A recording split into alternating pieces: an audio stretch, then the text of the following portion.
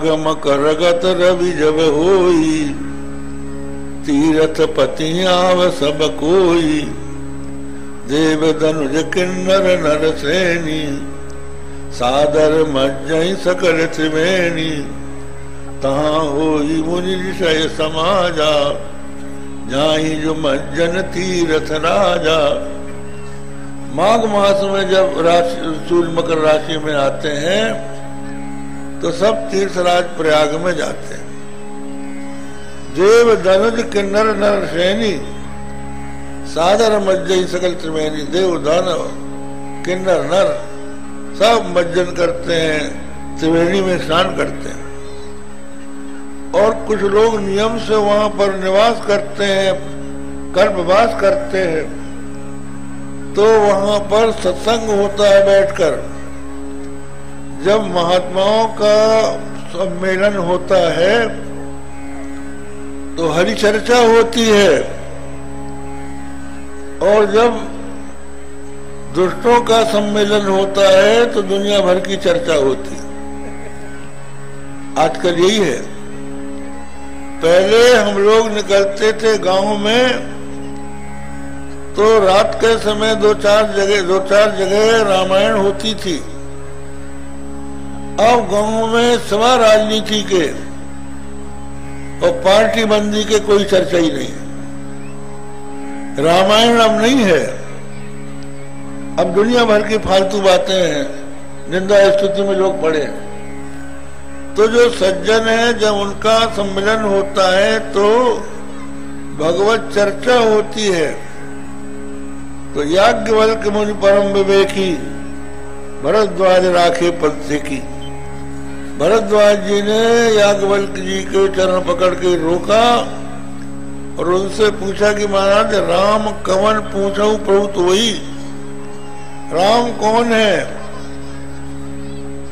आप दशरथ के पुत्र को राम मानते हैं कि कोई राम दूसरा है जिसका भगवान शंकर आराधन करते हैं?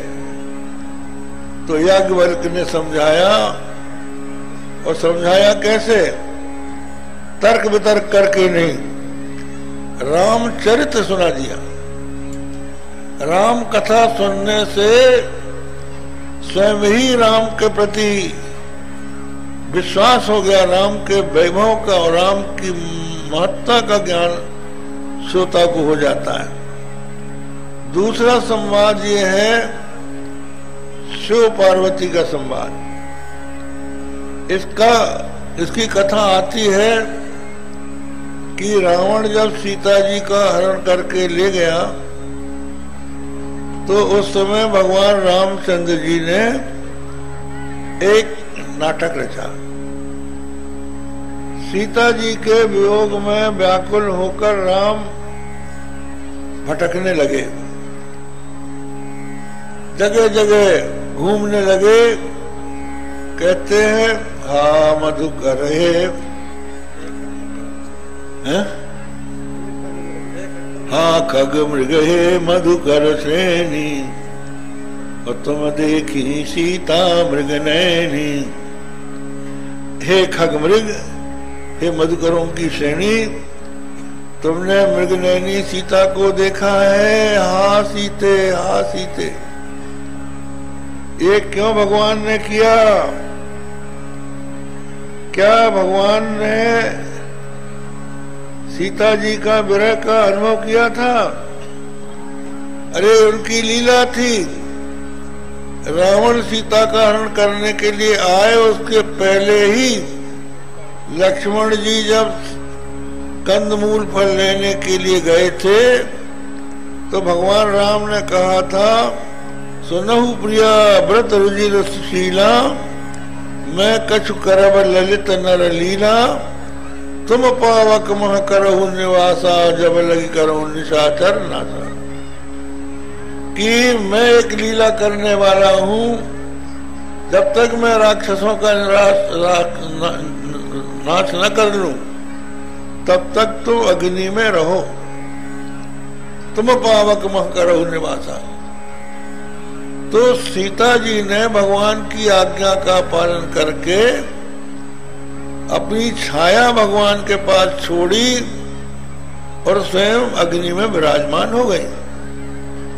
लक्ष्मण हुए मरम न जाना, लक्ष्मण जी को भी इसका पता नहीं चला जो कुछ चरित्र भगवान। तो अब आप सोचिए कि भगवान को तो पता ही था कि सीता जी तो अग्नि में है, उनका हरण हुआ ही नहीं है, फिर क्यों रोए? तो भगवान के रोने का कारण गोस्वामी तुलसीदास जी ने कहा, बताया कि कामी कैसा दीन हो जाता है। और दूसरे जो वहां के ऋषि मुनि थे, सीता और राम के दाम्पत्य सुख को देखकर जो विरक्त हो गए थे, उनके मन में भी इस बात का कुछ पश्चाताप होने लगा था कि हमारी भी गृहस्थी होती तो हम भी आनंद करते।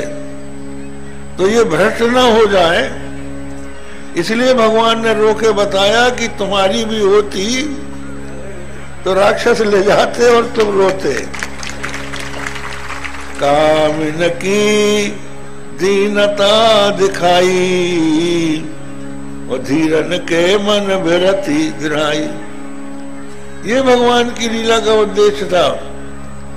और गोस्वामी तुलसीदास जी कहते हैं, कबहू जोग वियोग न जाके, देखा प्रकट विरह दुखता के। जिस परमात्मा में कभी जोग वियोग नहीं है, सीता और राम दोनों सर्वथा अभिन्न हैं, जैसे राधा और कृष्ण अभिन्न है। एक स्वरूप सदा द्वय नाम, आनंद की आह्लादिनी श्यामा, आह्लादिनी के आनंद श्याम। स्वरूप एक है, नाम दो है। आनंद की जो आह्लादिनी शक्ति है वो सीता है, वो राधा है, और राधा का जो आनंद है वो श्याम। ऐसे ही जो भगवान राम की आह्लादनी शक्ति है वो सीता है, और उसके उसका जो आनंद है वो राम है। जैसे गंगा की शीतलता पवित्रता गंगा से पृथक नहीं हो सकती है, उसी तरह से सीता और राम का वियोग नहीं हो सकता। ये तुलसीदास जी बतलाते हैं कि कबहू जोग वियोग न जाके। अरे जब जोग नहीं तो वियोग कहाँ? योग वियोग की लीला है।